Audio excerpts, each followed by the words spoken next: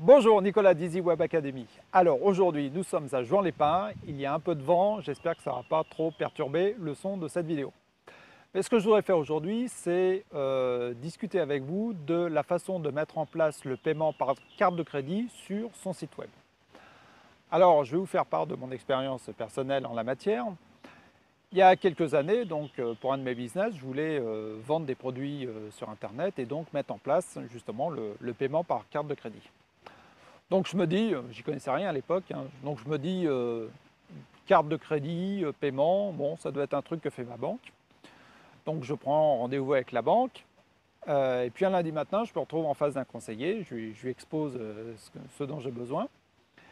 Et puis là il me regarde avec des grands yeux comme si je lui avais expliqué que je voulais vendre de la drogue sur Internet. Bon au bout d'un moment il consent à prendre rendez-vous, enfin pas à prendre rendez-vous, à appeler le siège comme d'habitude.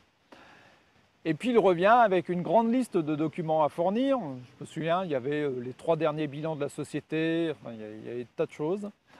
Une solution technique qui avait l'air assez complexe à mettre en place, et puis surtout des coûts qui n'étaient pas négligeables, parce qu'il y avait des frais de mise en service, il y avait un paiement mensuel, donc qu'on vende ou qu'on ne vende pas, et puis après il y avait une commission sur les paiements. Bon, donc ça, c'est ce qu'on appelle un contrat de VAD. Et si votre société est relativement jeune, il y a des chances pour que votre banquier vous dise bah, désolé, on ne va pas pouvoir faire ça pour vous. Bon, moi à l'époque, j'étais pas convaincu, donc j'ai poursuivi mes recherches et puis je suis tombé sur PayPal. Alors PayPal, c'est une bonne solution qui permet justement d'accepter les paiements sur Internet sans avoir une procédure très lourde avec des tas de documents à fournir. Donc qui marche relativement bien. Il y a un inconvénient majeur, bon, ce n'est pas le seul inconvénient de PayPal, mais c'est vraiment celui qui, moi, me gêne le plus. C'est le fait que l'interface de PayPal, donc pour les visiteurs qui souhaitent acheter un produit, l'interface est ainsi faite que le visiteur est incité à absolument créer un compte PayPal. Pourtant, on peut tout à fait payer par carte de crédit avec PayPal sans compte PayPal. Mais l'option est tellement masquée que finalement les visiteurs se disent bah moi j'ai pas de compte PayPal, j'ai pas envie d'en créer un et donc j'achète pas.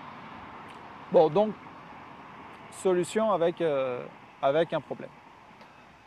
Alors ce que je vais vous présenter aujourd'hui, eh bien c'est une autre solution, un concurrent de PayPal qui a été créé en 2010 par 2 jeunes Irlandais et qui s'appelle Stripe.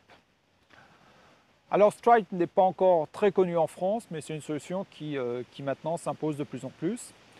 Et ce que je vais faire aujourd'hui, c'est vous la présenter, je veux dire, en conjugaison avec une solution d'e-commerce qui s'appelle WooCommerce. Alors pour ceux qui débutent dans le e-commerce, il faut savoir qu'il y a des solutions d'e-commerce, donc comme WooCommerce, qui va permettre de gérer le catalogue de produits, les produits eux-mêmes, toute la gestion des commandes, qui va faire un petit peu de gestion de stock et qui va gérer le panier d'achat. Donc tout ça, c'est géré par la solution d'e-commerce. Par contre, la solution d'e-commerce, en général, ne va pas gérer les paiements, ou alors des formes de paiement assez basiques comme les transferts bancaires ou les paiements par chèque. Donc si vous voulez mettre en place le paiement par carte de crédit, en général, il va falloir le faire vous-même.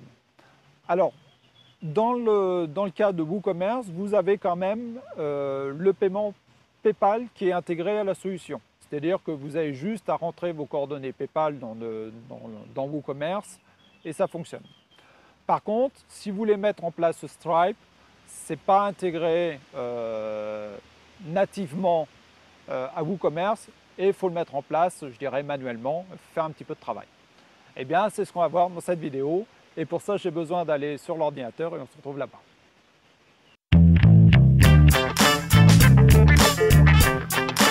Bien, nous voici en face de notre écran. Alors, voici le plan que je vous propose. Alors d'abord, on va faire une petite présentation rapide de Stripe où on va voir ses caractéristiques importantes et on va faire un tour rapide de l'interface pour voir comment ça marche.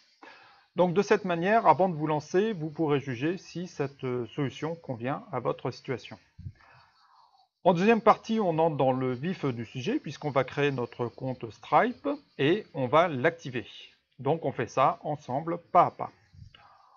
En troisième partie, on regarde comment on intègre Stripe et WooCommerce. Alors bien sûr, on peut utiliser Stripe sans WooCommerce, mais on va voir qu'en combinant ces deux produits, eh bien, on obtient une solution tout à fait performante sans avoir à coder. Alors je vous conseille de visionner les vidéos dans l'ordre, mais si nécessaire, eh bien, vous pouvez sauter directement à la partie qui vous intéresse en cliquant dessus. Allez, on attaque!